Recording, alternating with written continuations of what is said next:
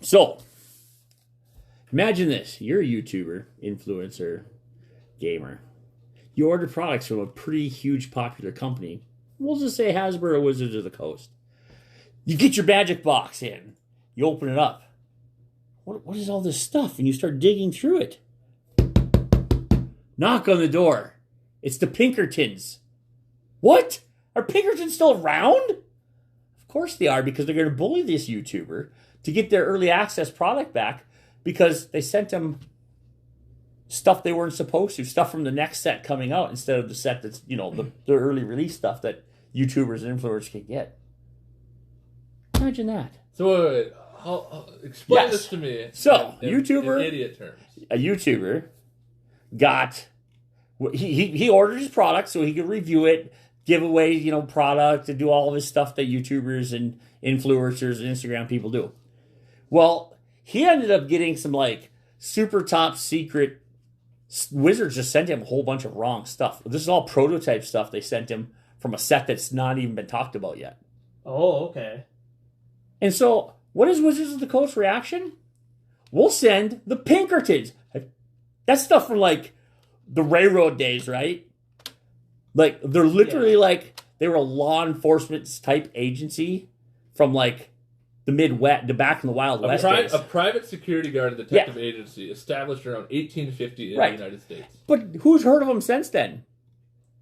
Nobody. Wait, it was the legitimate Pinkertons? Yes, they literally hired... the Pinkertons to go to this YouTuber's house and get their product back. To bully him until he gave it back. Dude's like, why didn't you just call me or you send me an email or something? I'd have been happy to return it. I wanted to. So they did. And in the end, I guess the YouTuber did send the stuff back or give the stuff back. And then they send him all the stuff that he actually ordered. But imagine this. Why is there companies allowed to do that today? Why? You release that shit. If I send you something in the mail...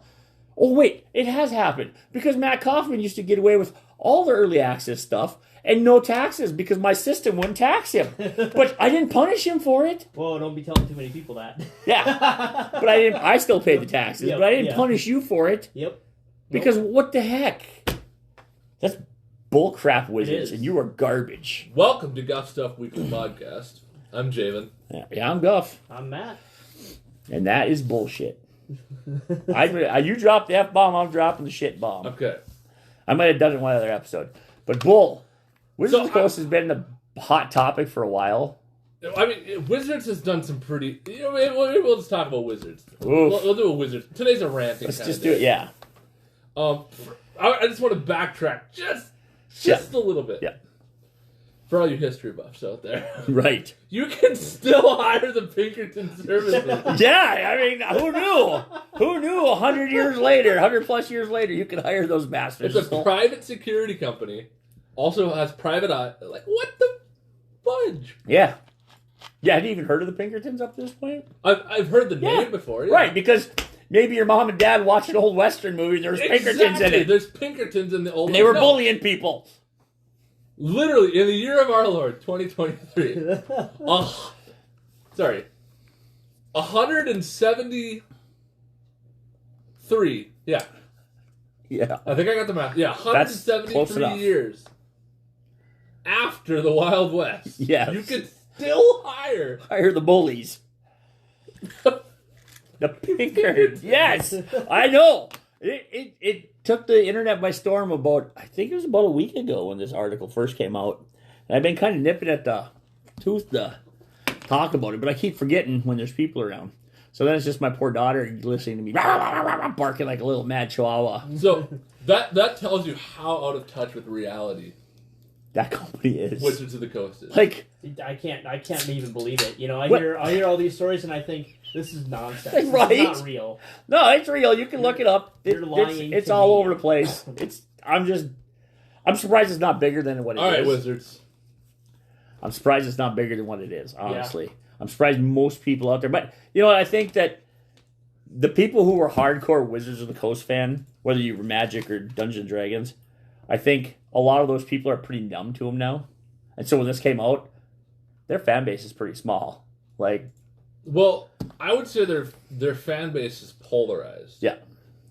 Because I don't even know if you call it polarized. It's like there's a lot of people just don't care. They just want to play the game they got in front of them and just do it, and not listen to the politics. Don't get me wrong. There's something to be said for that. Personally, I don't see anything wrong with that. Right. But it's also kind of like wait. Like I'm gonna go with an analogy here. Fair enough. Yep. I'm gonna shake Matt down. The people that lived in Dachau. I'm calling Pinkertons. The people that lived in Dachau. Yeah. They knew kind of what was going on outside their town.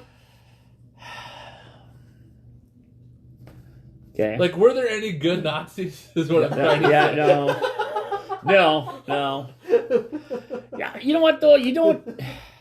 Yeah, no, I get you. I don't know, man. I just think it's bad for a company who keeps saying that they want the public to trust them again, and then they shake down a YouTuber that innocently ordered. He didn't even steal the product. Yeah, it wasn't leaked to him. They could have been like, "Hey, man, you're not supposed to have we that. messed up. Can you send it back?" And he's like, "Sure, no problem." But no, don't shake him down. Hire basically a mob. You hire organized thugs. To go out and shake him down to get your stuff back. Are people scared to call people? You know what? I tell you what. If I did this, if either one of you got some top secret stuff from me, I would just like, hey, can I have it back? Let's do a little psychoanalysis on this. Let's do this for a second. So Wizards knows that they have screwed over their fan base. Yeah.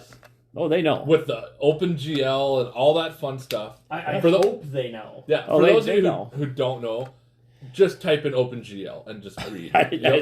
Just go down the rabbit hole. You'll come across a lot. You'll start foaming at the mouth and probably having a seizure. I just go to Reddit and start there. Yeah, Reddit's it's probably on the top of the page of Reddit. So, also, they've done some pretty polarizing things with Magic the Gathering. With all these releases, basically they're introducing DLC to Magic the Gathering. Yeah, and pretty regularly, which is fine. Didn't Magic the Gathering already have DLC? They're just doing more now. It's okay, Matt. Don't worry about it. But it's like different arts and stuff for the cards and collector's edition. And then they'll do they're doing 40K cards, and they do Lord of the Ring cards, and they're doing Pokemon. I mean, if you're a fan of these things, it's a really cool thing, and some of what they're doing is good, but I think they called it release fatigue. Yeah, is what's happening. It is. Yeah, because people are just you can't keep up with their releases. No. Well, people want to do Commander now. They don't want to play the standard and modern. Oh, there's plenty of people that play standard and modern. Oh, there are a lot of people. Magic Arena, huge. Well, it's because you don't have to buy every set that comes out. You just play. Yeah. I mean, you can't put money in. Don't get me wrong, but that's what I would do. I guess if I was really wanting a hankering for Magic, I don't think I'd buy a bunch of booster boxes just so I hopefully to get the cards I want. I'd just go play on Arena. I suppose that's the other. Yeah, the Arena. I forgot all about Arena. Yeah. I didn't use it. Paper Magic's it's pretty dead then. I don't know. I don't think they're still doing Grand Prix. The Grand Prix and stuff still they still do Pro Tour. Yeah, they're still doing all that stuff, but it's just game stores. I know even some of the big game stores that I know that are buying pallets of cards are actually not ordered. They'll hook up with another game store. Say you have two game stores say in a big city, and they know each other obviously because they compete. Yep. The guy will call up the one guy going, "Hey, I'll buy this set, this set, and this set. You buy these sets," because they're like because they can't keep them all. The customers can't keep up with the purchasing power of all that. Yeah. And so they're kind of splitting their products up a little bit to help each other. And then it makes it really tough on the game stores because you have to, as a store owner. Yes. If you're a lot of game stores, Magic the Gathering is their milk, bread, and butter. It is their core of how they make money. Yeah. Now you have to gamble. Look at what happened with Homelands. Yeah. Okay, I'm going to tell a story now. Oh, here we go. So let me story time. Sit down and get your milk cookies, boys and girls and people. So of all ages. In October 1995, the 7th Magic expansion released. It was the second expansion of the Ice Age block. Right. Ice Age, hugely successful. We get cards like Brains, cards from that set are still worth money today. Right. Then they released Homelands. It is basically the worst set ever released from Magic the Gathering history. The most expensive card you can buy today from a set from 1995 The 7th set is 33 cents. Nice. Last time I checked. It could be more now or less now. I think there was actually 1 or 2 cards because I think one of my customers came in looking through the box just to see if there was like a $3 card in there that I could be wrong. Of. But I'm pretty sure High Tide. It's probably the lands that are worth the most, the basic lands. High Tide and Magic the Gathering was released in Homelands. If I'm not mistaken, I could be wrong. I'm probably wrong. I want to say it was High Tide. And Hymn to Turok. Double checking the printing. Well, No, it's Fallen Empires. Never mind. While you're doing that, though, has there been another company that has bullied people like Wizards that you know of? Does Pokemon do that? No. No. Maybe when they were run by Wizards, maybe they did, but Well, Wizards only ever ran the trading card game. that's true. Well, yeah, that's what I'm talking about. Is there games that are out there doing that? I don't think so. I think that might be somebody that's allowed to come in. I can't tell. Anyway, yeah. So I think of other companies that are trying. It's Gamer Joe. Oh, Gamer. Okay, Gamer Joe. Yeah, go ahead. It's fine. You guys got a game tonight. Trying to find another company out there that has done so much bullying and strong arming. I mean, go back to COVID. I got one. If I was to have a game during COVID, even if our state wasn't locked down all the time, and we ran a Magic the Gathering event, they would have pulled our ability to buy Magic cards from distributors. You know, Because that's what they do. They bully people. you know who bullied people? Who? Games Workshop. Oh, well, yeah, Games Workshop, of course. Okay, there's another company. But that's a company that somehow, I don't know how they did it. It's just like, it was like someone just, I think they switched CEOs. And over the course of like 2 years, they just flipped everything around. Like, Right. like it's actually, I mean, they're still expensive. They're still that great. Right. They still release new editions all the Well, time. to be fair, they're a European company, so, I mean, there is that. What does that mean? Well, I mean, Europeans do everything differently. they don't warm their food up. They just, everything's cold, everything's... Most of our listeners are from Germany, so you be Yeah, careful I know, how but you say this. like they don't use ice on anything. Their meat just hangs in the open market. They don't care about refrigeration. But I mean, it's a different mentality. But in this country, you have this customer first because of McDonald's. Thank you. Yeah, You have this customer's always right, customer first mentality. yeah. And when you start just bullying people because you made a mistake or you want to try and capitalize like video games do, and I'm going to go out and on a limb here and say that, Hasbro was the coast. That's what they were doing with the OGL. They're like, hey, we can monetize everything because you go to D&D Beyond and you look up the spells in D&D Beyond. If you have a book, say, Icewind Dale, and there's a new spell in there or a new magic item, and you want to use that in your D&D Beyond, Yeah. you have to go pay $1.99 Or by the per book. spell, or buy the book for $50. Yeah, Yeah.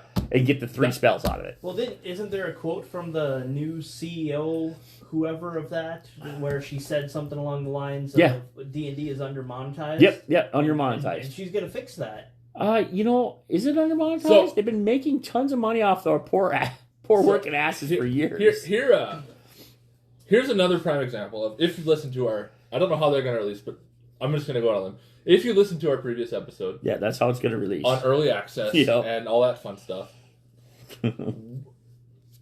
I think the publisher and the stockholders and the big That- guys. Yeah, it's another same. It's a greed-driven market. That's another podcast for a different type of channel. But I have always been. I don't mind the market like that. I think that if I want to invest in a company and make a little money off it, that's fine. But the mentality is that the company has to do everything in their power to make money for the shareholders is stupid. You don't want to lose money. That should be the mentality. Do anything I can to not lose money and to make a little money, but not at the cost of screwing your customers. That's a terrible way to do it. I can't understand why it's going the way it is this way for not just Wizards. I But think lots it's of all others. about the quick buck. I think it's about people going out. I'm going to put $100 million into your company, make me $50 million by jacking up the price, release 17 sets, and I'll pull my money back out.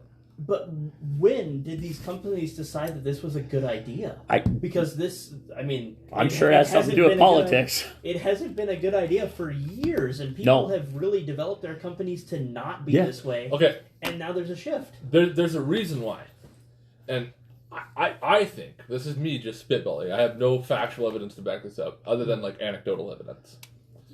I think the mobile games market... you might not be wrong. And people who saw how the mobile games market worked, and people who were the whales that were willing to buy everything. Yeah.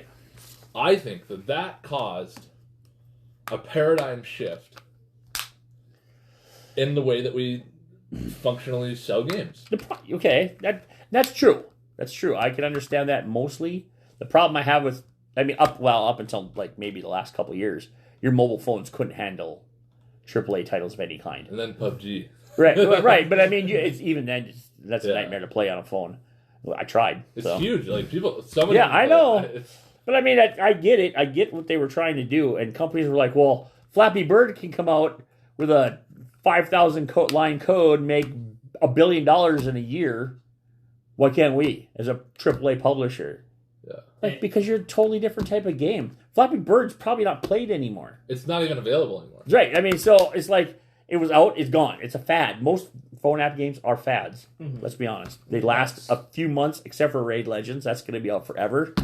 As long as they keep advertising, they're going to be out. You know who I'm talking about, Raid Legends. Yep. I want your sponsorship money. Yeah. Sponsor me, Raid. Yeah.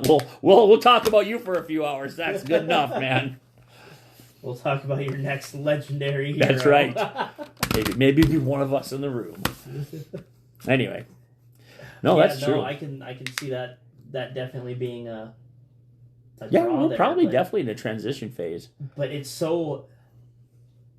I always like to believe that people running these companies are smart enough to realize how different they are to everything else, and that they can't just copy and paste. Well, they are. But that's all that happens now. It's absurd. I know. I love how it took them 2 months. I'm going to go back to the OGL thing. Yep. Yeah. It took them 2 months. The former president. They got a new president. Immediately, they're like, read this teleprompter. Hey, we messed up. Yep. Yeah, they made a fall guy. They just immediately were like, we messed up, but we're not going to admit it. We're going to make this guy admit it. Yeah. Yeah. It's crazy. Isn't that why you get the title president? It's not so you actually... No, it's so anything. It's so you can be the fall guy. On sword.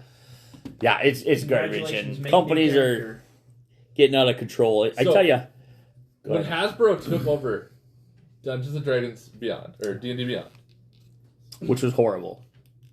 It was a terrible day. The world cried that day. I did a little bit. Go ahead. I had D&D Beyond because it was $3.49. Yep. I could have all my characters. Yep. My brother he didn't buy all the physical books. He bought the digital package. Yep. Paid exorbitant amount. Right. But he gets the legacy, so he gets every book they ever release from now on. Right. If you have the money, that's the way to do it. Where is I going with this? Anyways, I don't have D&D Beyond anymore. No, I do until when it cancels at the end of the month, end of the year. Yeah, I have my yearly. Yep. Whatever. Yeah. No, I'm done with it. I'm not going back. And it's sad because it's actually a really good tool. Yeah. It's a solid tool. But the greed of that company, they lost like 60% of their subscriptions. It was a lot. It was like... I thought it was more than 60%. Is that what it says there? So yeah, it's something like that. It's kind of like the Bud Light fiasco. I don't know. That's another video. That's another video on a different channel. We won't get into that one here. But but look it up. It's really good. Crazy. Like D&D Beyond was doing so many good things. Well, when Hasbro bought them, the top 5 or 6 executives just walked. Really? Yep. And they're all making their own little third-party app now that does something very similar. I don't remember the name of it right off the top of my head, but they all basically just walked. And everybody thought, well, what the heck's going on? Why did all these top guys from D&D Beyond, the customer care people, the people who are always making videos, the top designer, the president, all these guys, why'd they all quit at the same time? They all quit at the same time in the same day. Oh, they just made the guy made a video, the one guy that was like the head of the whole group that quit. He's like, yeah, no, I quit on my own for my own reasons. Everybody else quit for their own reasons. But y'all went to work for the same company and started up another company later. No, it's because Hasbro was going to buy them and change everything the way it worked. And that pissed them off. Yeah. So right now... And they still haven't fixed rations. Yeah. Sorry. D&D Beyond, for the player tier, the hero tier, quote unquote, Right. it's $2 a month. Right. The DM tier is $5 a month. Yep. That's what I had purchased, I think. Or that one higher even. I had there's only 2. Okay. There's only 2 now. Okay. Well, But they were going to go to what? $30 a month? they were going to something like $30 a month. That's what they were saying. Yep. that? Okay, if it's $30 a month and you get all the books for free, Hey, heck yeah, I'll sign me up. that's Also, arguably worth it. with continuous releases being included. Right. Not. Yeah, not no, none of $30 this- a month, you get all the books.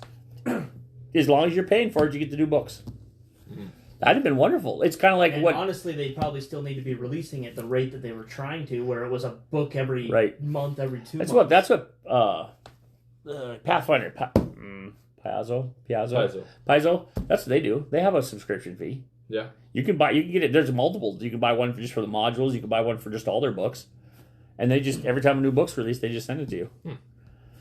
And it ends up being cheaper. I know that's what one of the customers that comes in here does. I mean, Well, I used to do. You know, with the whole Wizards D&D Beyond, like, I come here to play. Yeah. I play in your store. Yeah. But if I come to buy a book, I'm paying, $60, $50, yeah. $50, $60. Yeah.